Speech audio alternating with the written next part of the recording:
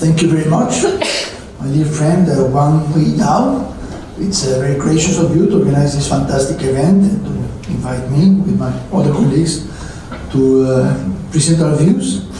I would like to, through you, also to thank the Center for China and Globalization, such an important think tank, which for us as ambassadors from our countries, it's a privilege to have this institution here in Beijing.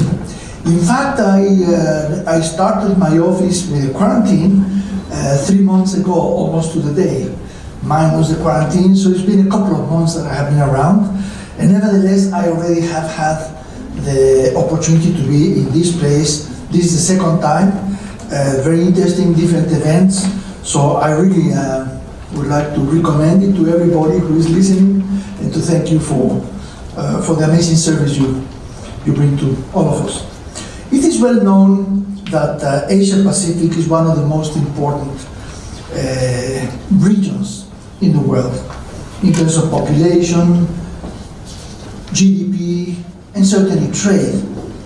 The region's human, natural, economic, financial, and commercial resources make it one of the most relevant and the most dynamic. The size of our collective economies represents close to 60% of world GDP. There are several regional agreements within such an important, large, dynamic region as is the Pacific Basin. Different associations of countries promoting cooperation, trade, and investment. These include the Pacific Basin Economic Council, PBEC, the Pacific Economic Cooperation Council, PEC, the Asia Pacific Economic Cooperation, which is the umbrella of those, APEC, which brings together 21 economies and 3 countries. There is also very meaningfully the Comprehensive and Progressive Agreement for Trans-Pacific Partnership, CPTPP, created in 2008. The bottom line is that the region is surrounded or composed by all the major economies in the world, and certainly its two most dynamic legs are on the Pacific side, on the Asian side, China and Asia, the most dynamic economies in the world, and across the ocean, across the pond, we have the Americas, the biggest economy in the world in the north, but then we have Latin America, which, well known as it is, it continues to be an amazing secret for Asia to continue to discover, given what it has to offer. It's a huge reservoir of growth presently and future growth, with an amazing extension, resources across the region, a large and expanding market, a large and young population, and indeed a very educated population. Fantastic for thinking, for planning, for directing, and for working. All of this gives Latin America an enormous potential as one of China's prime collective partners around the world. Within it are 4 countries forming the Pacific Alliance: Chile, Colombia, Mexico, and Peru, going alphabetically, have, as was mentioned, a combined population of 230 million people, which in China doesn't sound like a lot, but outside China is a lot,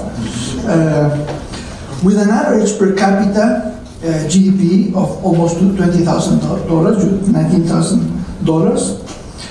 The region represents more than 40% of Latin America and the Caribbean in terms of GDP, accounts for almost 60% of Latin America's trade, and receives 48% of FDI into the region.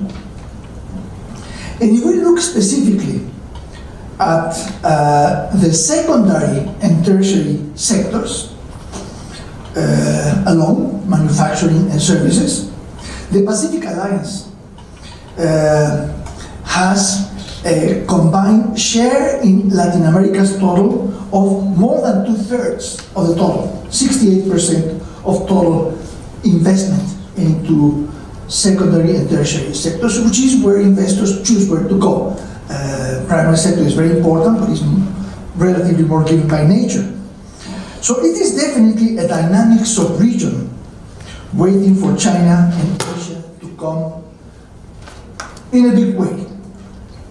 The four founding countries of the Pacific Alliance put together add up to the 8th largest economy on the planet and the 8th major largest exporter, with exports of over $600 billion US.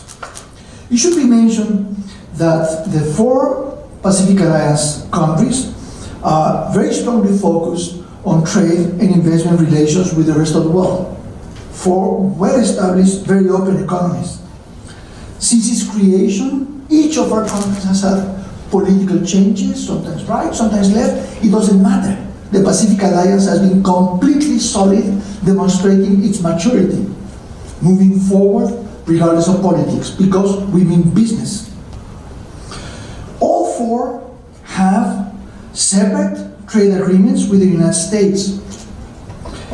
Mexico in particular has secured trade agreements with more than 50 countries, and something similar can be said about each of our partner countries. All of them intricately related with countries all around the world through free trade treaties.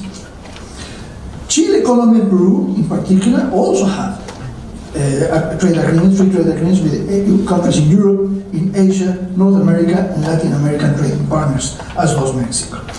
And indeed, Chile and Peru have free trade agreements with China.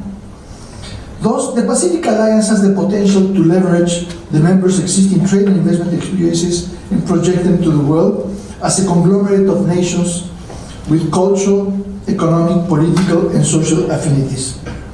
There is a Chinese proverb that says, "Let us bring our heads together for the benefit of all." This regional integration alliance, the Pacific Alliance, seeks to do exactly that, to create an innovative platform for shared production and competitiveness, increase the added value and sophistication of our products and exports, and achieve and bring to our partners shared prosperity. In that way, the four countries, which together represent 72% of all mid and high-level technology exports in Latin America, work together in a coordinated manner to achieve shared goals. The Pacific Alliance is happy to open its doors for member countries to export to new markets to which they previously had limited or no access, strengthening the supply chains to become more competitive on the global stage. And we all have a particular focus on strengthening and developing links with Asia, specifically with China, with its growing domestic market and international position. The Pacific Alliance has attracted a lot of attention along the Americas and around the world.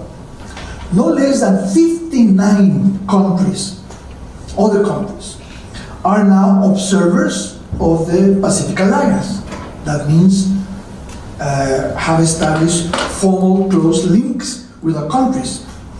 And our sub-region is leading the change from the Americas for the creation of an increasingly integrated economic space across the Pacific. Mexico and Chile used to be very far away geographically. Now we are not. Technology ensures that we are all close together. And we share, together with Colombia and Peru, a fantastic coast all along the Pacific, facing China and facing the world. We very much look forward to tightening economic and in particular investment ties with China and with all the most dynamic economies in East and Southeast Asia. Thank you very much.